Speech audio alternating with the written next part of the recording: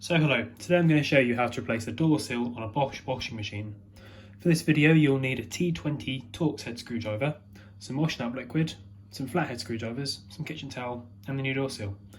If you have access to them, a second pair of hands is very useful fitting the door sill band, as I'm sure you will see. I'm going to do the full door sill video change. This door sill can be changed through the door hole on the front panel, and the front panel removal isn't necessary if you're an engineer and used to changing them. But if you haven't done them before, it is useful to take the front panel off and gain access to the band and door sill. So that's what I'm going to be doing today. So first thing you need to do is turn the washing machine off, unplug it, make sure it can't be plugged back in again while you're trying to work on it. So the first thing you need to do is remove the single screw behind the filter flap. Take this off, press down, pull forward and away. The screw will sit about here. Once this is out, pull the plinth forward past the pump housing and you can slide the plinth to the right to remove. Pull the drain hose through and out of the way and put the plinth to one side. Put your screws in a safe container so you don't lose them. Next, there are two screws here and at the opposite end on the white front panel that need to come out, so take these out. Next, working our way up the washing machine, we need to take off the outer band that secures the door sill to the white front panel. Somewhere there will be a spring. This one is located down here, and what we need to do is pop the screwdriver in under the spring, prise it down and away.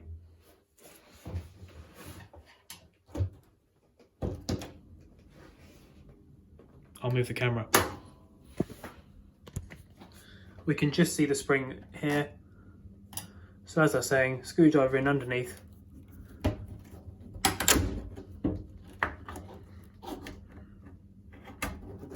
And work it away and off like so. Peel the door sill off of this lip. Be careful, this lip is razor sharp. Off this lip.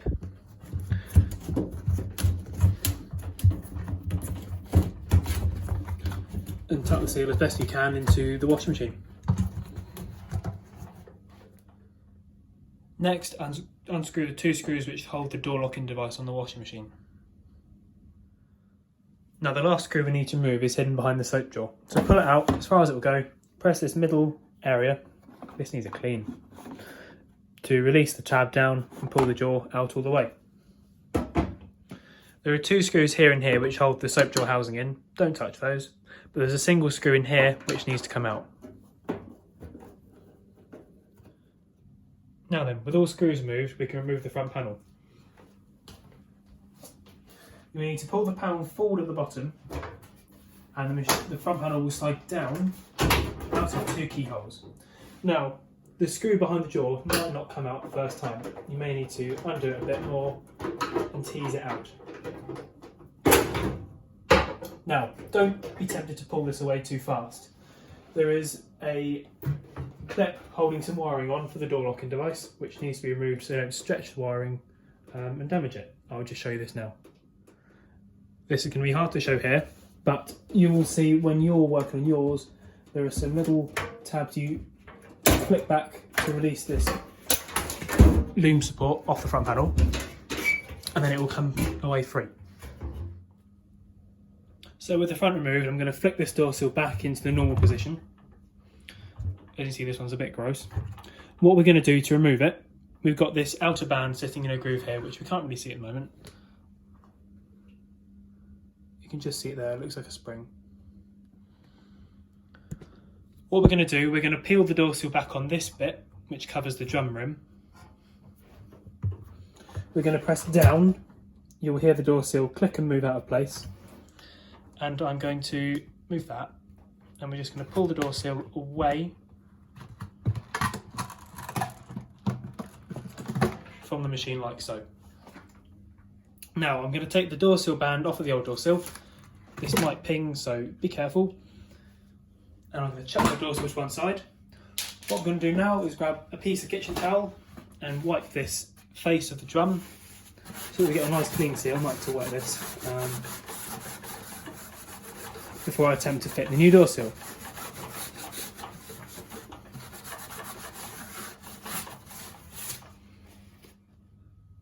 Now, before I fit this new door sill, what I'm going to do is put some washing up liquid around this edge. And the washing up liquid helps the door sill slip onto the lip.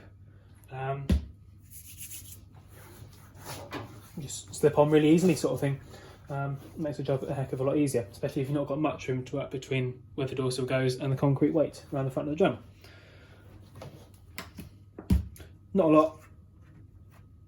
I better move this up so you can see what we're doing. So I'm going to offer this up, making sure that the little drain holes at the bottom of the door sill will go at the 6 o'clock position at the bottom. Some of them have little markers about 11 and 1 o'clock. And I'm just going to hook the door sill.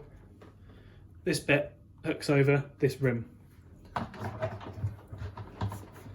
Obviously, the advantage of it being covered in washing up liquid is it's slippery, so it will spin round so you can get that door sill holes at the bottom. Now it's a case of working it on. I'll move the camera around and showing you how to get the door sill on the lip. Now, sometimes you can push on the door sill and it will feed its way on, sort of thing. I'm using some fingers behind the rim to put the door sill on.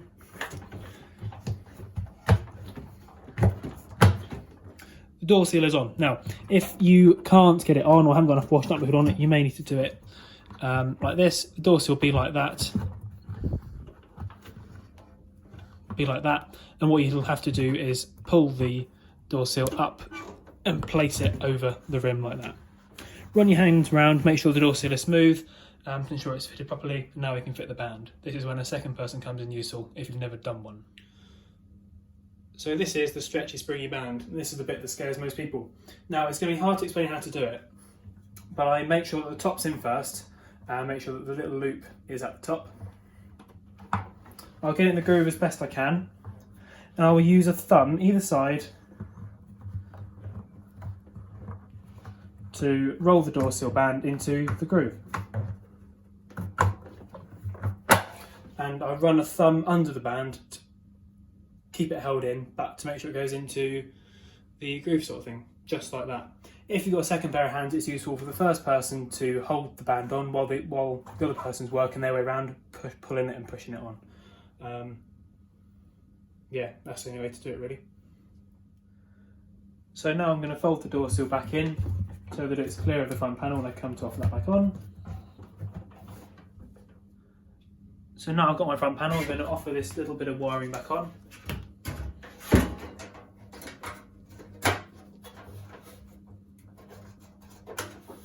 And then I can offer the front panel back on. So it slides up these keyholes at the top and presses on at the bottom.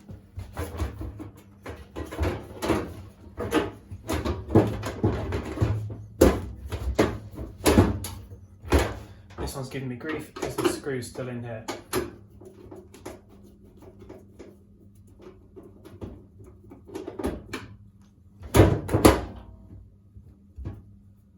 Holding the front panel on, then try and catch a screw in. I mean, I'll try and open this one.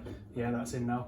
The panel shouldn't want to go anywhere once it's clipped on at the bottom, but you never know. So put that screw back in at the top. Sorry, I didn't have that on camera. I put the screw in at the top. I'm going to pop the jaw back in now, making sure it lines up on its runners. I'll give that clean as well. That's mank. So let's pull the interlock through first.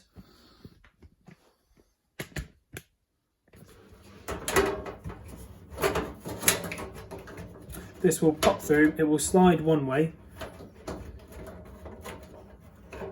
before it goes back the other normally on some, although this one just pokes through like that. So make sure you get the right screws. The interlock screws have a much wider thread on them and they've got a little plastic washer.